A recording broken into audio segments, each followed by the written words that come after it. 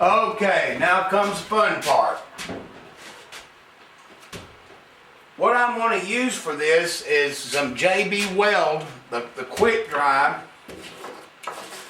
And I'm going to mix them up. I always stand the head on the side. My tubes, I've already cut them. They're 3 inches in length. And man, it's just almost the perfect fit, because once you put that epoxy on there, it's going to be hard to drive this thing in. Now I'm going to try to bring it in from the bottom. Well, I tell you what, I cut them. I mean, that's just absolutely perfect right there. I couldn't have asked for anything better if I tried. So I'm going to go ahead and run them through.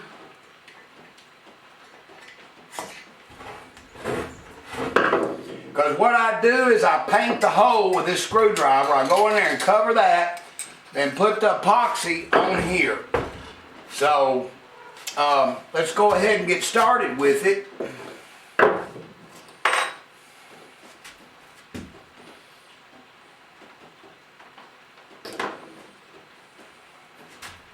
Now this quick dry, boy, you got to be pretty fast with this. So there ain't much playing around with it. Now I got that. I'll go ahead and get my gloves on.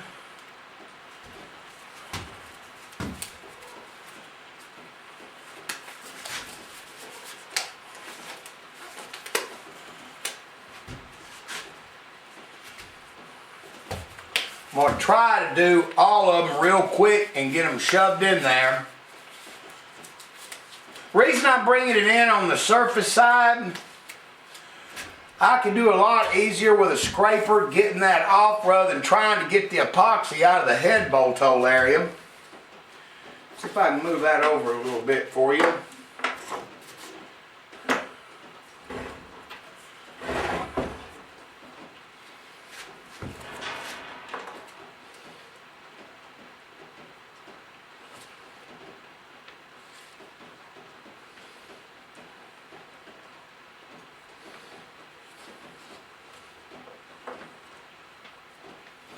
Yeah, one thing I often try to do is get it close to measured out to be about the same.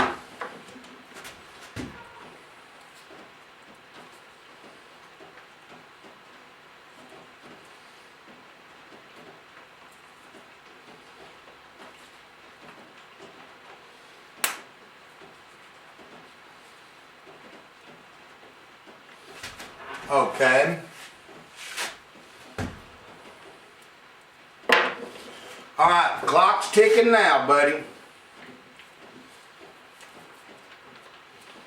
Now, I have, reason I got this water here, I do take a little water in it sometimes if I can get it to last a little longer if it starts taking time. But I sit here and I mix it as good as I can. And by the way, so you know, the reason I use epoxy in the tubes is not to hold them in. The press fit does a close job of that. The reason for the epoxy is for vacuum leaks. Okay? One thing I don't want to do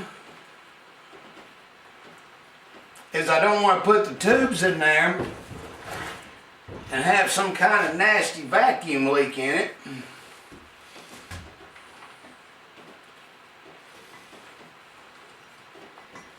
See, I paint that really good.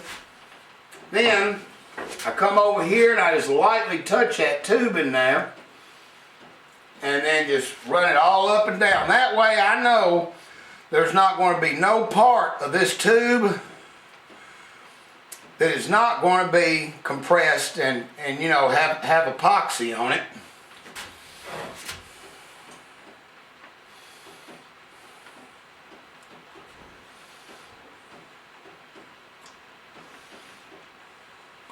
Ugh.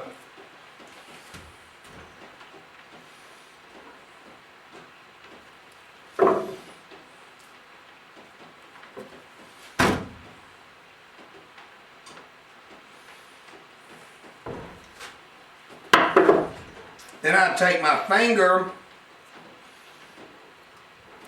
and put epoxy all in the sides where the tube is protruding into the port a little bit. Because what I don't want to happen, like I said, is any kind of a vacuum leak deal. Then I got a tool that I cut up on the lathe. Alright, there we go.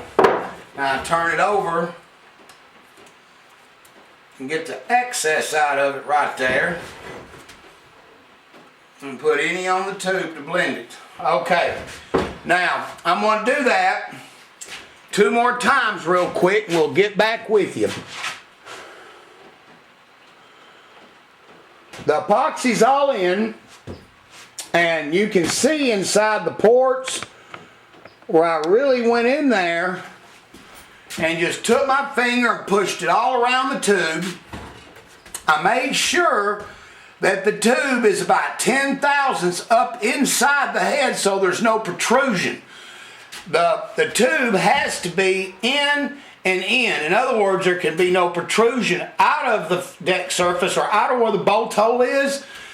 It needs to be just a touch shorter on each end so that when you're torquing the head down, it ain't pushing that tube. The tube will stay pretty close to being in the same position. And then inside the head, now I want to have some goop in there to clean out, but once it hardens up, a sand roll and a dull carbide will do a perfect job of doing that. But at this point right here, the only thing left to do on this head is the 4-angle valve job. I'm going to do a hell of a valve job on this thing to let it roll and blend, and then I'll come back and polish all that epoxy out of it. This head was pumped. It's got the coating inside the water jackets. I think you might can see some of it. It's a new coating I went to. It was coated and heat cured to 200 degrees for 4 hours where the coating could bake itself into the head. So that way, you know, we'll never have a water jacket issue with the porting. I love my pumping procedure. It works great. So anyway, we'll let this sit for a few hours, come back and blend it up and clean up. I'll show you how you have to clean up the tubes, and then, man, we're going to be ready to do the valve job, and the customer will be here and probably the next 12 hours to pick it up, and he's probably going to have a fit because we got some good stuff to show you. We got a stock head that has not been touched that we can put beside of it that you're going to be able to see the amazing difference of it. So anyway, that's all. Push the tubes through with all that epoxy on it. I didn't show you that. I went in there and ground the top and cleaned it, but you have to take a sand roll and go in the tube. I'm going to take off a piece. This is how I adjust it. I take it and tear off a little piece. So eventually, a little bit at a time, I get it to fit.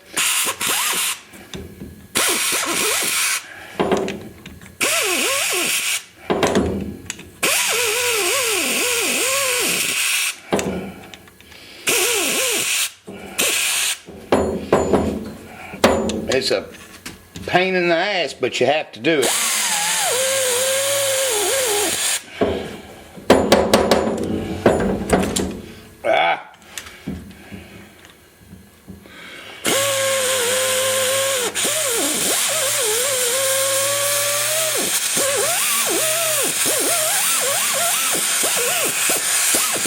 It finally gets where it'll go through, and you just have to pull back and look at it and see where you can see the epoxy shadow in the brass.